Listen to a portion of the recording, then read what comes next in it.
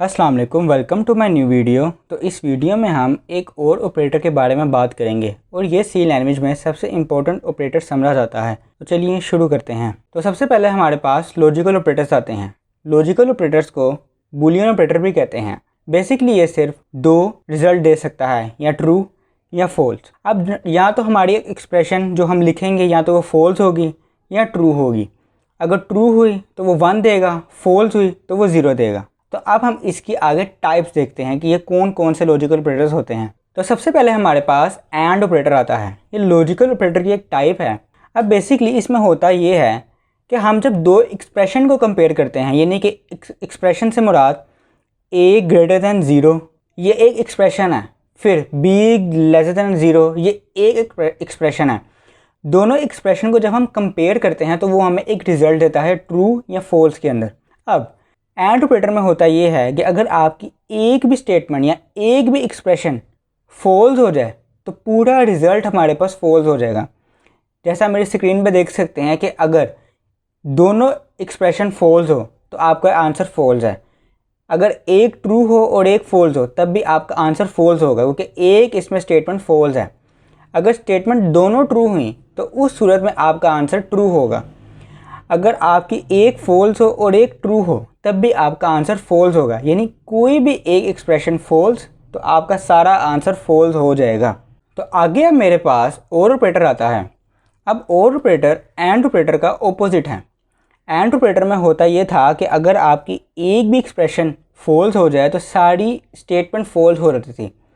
और ऑपरेटर में अगर आपकी एक एक्सप्रेशन भी ट्रू हो जाए तो सारी स्टेटमेंट ट्रू है।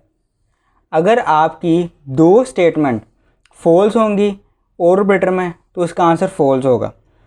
एक ट्रू होगी एक फॉल्स होगी तब भी उसका आंसर ट्रू होगा। एक ट्रू होगी दूसरी ट्रू होगी तब भी उसका आंसर ट्रू होगा। एक फॉल्स दूसरी ट्रू उसका आंसर फिर ट्रू होगा।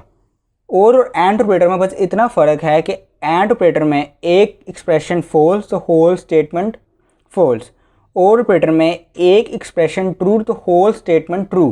तो आगे हमारे पास नोट ऑपरेटर आता है। अब नोट ऑपरेटर बिल्कुल सिंपल है। अगर आपकी स्टेटमेंट फॉल्स होगी तो वो ट्रू हो जाएगी, अगर ट्रू होगी तो वो फॉल्स हो जाएगी। इसमें और कोई रॉकेट साइंस नहीं है। अगर स्टेटमेंट ट्रू तो आपका आंसर फॉल्स, स्टेटमेंट फॉल्स तो आपका आंसर ट्रू। तो अब हम इनकी एग्जांपल देखते हैं। तो मैंने अपना VS कोड खोल लिया है और यहाँ पे ट्यूटोरियल 7 की एक फ़ाइल बना ली है। अब सबसे पहले मैंने एक डाटा टाइप लेनी है, उसमें 3 वेरिएबल स्टोर करवाने हैं A, B, C। 2 की वैल्यू यूज़र से लेनी है और एक में वैल्यू स्टोर करवानी है, जैसे हमने लास्ट वीडियो में किया था। Enter the value of A and B।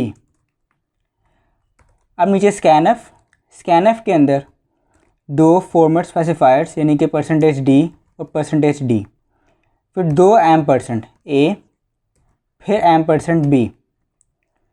नीचे C is equal to A greater than 0। अब हम लॉजिकल ऑपरेटर्स को और रिलेशनल ऑपरेटर्स को कंबाइन करके यूज़ करेंगे। यानी कि अगर A 0 से बड़ा है एंड ऑपरेटर का सिंबल डालेंगे और लिखेंगे, और B भी अगर 0 से बड़ा है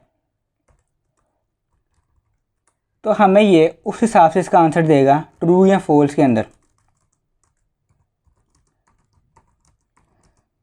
%d और एंड पे C। अब ये होगा ये कि अगर मैं A की वैल्यू 0 से बड़ी डालूँगा और B की भी 0 से बड़ी डालूँगा तो मुझे ये ट्रू देगा। लेकिन अगर मैं दोनों में से कोई एक वैल्यू भी 0 से छोटी डाल दूँगा तभी मुझे फॉल्स देगा। ऐसे मैं इसको रन करता हूँ और यहाँ पे मैं A की वैल्यू लिखता हूँ 6, B की लिखता हूँ 7, दोनों 0 से बड़े हैं तो इसका आंसर है 1, यानी कि ट्रू, दोनों ट्रू। अगर मैं इसको दोबारा रन करूँ और यहाँ पे लिखता हूँ A की वैल्यू -1 और B की वैल्यू 7 तो ये मुझे फॉल्स देगा क्योंकि दोनों में से कोई एक स्टेटमेंट फॉल्स हो गई है। अगर मैं दोनों माइनस में लिखूं यानी कि -5 और -8, तब भी ये मुझे फॉल्स देगा। तो उम्मीद है आपको एंड ऑपरेटर समझ आ गया होगा। अगर नहीं आया तो और ऑपरेटर के कंपैरिजन में एंड ऑपरेटर समझ आ जाएगा आपको और अच्छे तरीके से। अब मैं यहाँ पे और ऑपरेटर समझाने लगा हूँ। हम इसके एक्सप्रेशन को चेंज कर लेते हैं, हम इसके साथ भी कर सकते हैं, लेकिन मैं आपको इसकी एक्सप्रेशन चेंज करके दिखाता हूँ। जैसे a > 0 है तो हम b < 0 कर देंगे, यानी कि और यहाँ पे एंड ऑपरेटर का सिंबल हटा के और ऑपरेटर का सिंबल डाल देंगे, यानी कि डबल पाइप्स। अब इसके अंदर होने ये लगा है कि अगर a की वैल्यू 0 से बड़ी होगी और b की वैल्यू 0 से छोटी होगी तब स्टेटमेंट ट्रू है। अब अगर मैं इसको रन करूं और यहाँ पे a की वैल्यू लिखूं 9 और b की लिखूं -1, तो ये ट्रू हो जाएगा हमारे पास। अगर अब मैं यहाँ पे दोनों > 0 करूँ, यानी कि दोनों की वैल्यू 0 से बड़ी रखूँ, यानी कि 9 और 8, तब भी ये मुझे ट्रू दे रहा है, क्योंकि हमने पढ़ा था कि और ऑपरेटर के अंदर कोई एक भी स्टेटमेंट अगर ट्रू हो जाए तो हमारी होल स्टेटमेंट ट्रू हो जाएगी, और एंड के केस के अंदर कोई एक फॉल्स हो जाए तो होल स्टेटमेंट फॉल्स हो जाती है। अब अगर मैं दोनों स्टेटमेंट को फॉल्स करना चाहता हूँ, यानी कि मैं इसको उल्टा कर दूंगा, a < 0 को मैं यानी कि a की वैल्यू -1 में कर देता हूँ और b की वैल्यू > 0 कर देता हूँ 9। अभी दोनों फॉल्स है, यानी कि दोनों फॉल्स का मतलब 0 और 0, तो इसका आंसर हमारे पास फॉल्स ही आएगा। जैसे आप देख सकते हैं दी वैल्यू इज़ 0।